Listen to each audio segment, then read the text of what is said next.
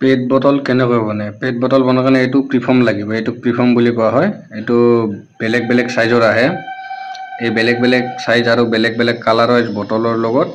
এইবিলাক প্ৰিফৰ্ম বিলাক লাগিব কোনটো কালাৰৰ বটল বনা হয় হেতু হিচাপত হেতু কালাৰৰে প্ৰিফৰ্ম লাগিব আৰু হেতু সাইজৰ প্ৰিফৰ্ম লাগিব তাৰ পাছত হে প্ৰিফৰ্ম কিটা ব্লোইং মেচিনত দিব লাগিব ব্লোইং মেচিনত দি প্ৰিফৰ্মটো হিটিং কৰিব লাগিব হিটিং কৰাৰ পাছত হিটিং ওভেনত গৈ বটল প্ৰিফৰ্মটো এটো হিটিং হ'ব আৰু এটো ইয়াৰৰ প্ৰেসাৰ আৰু এটো মোল্ডিংৰ শেপ বটলত কোনটো শেপ লাগিব সেই শেপত হাই প্ৰেসাৰ ইয়াৰৰ দ্বাৰা ব্লোইং হয় ইয়াৰৰ দ্বাৰা ফুলোৱা হয় ফুলাই বটলৰ কোনটো শেপ বনোৱা হয়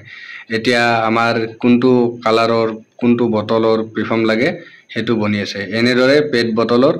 বিলাক প্ৰডাকশন কৰা হয়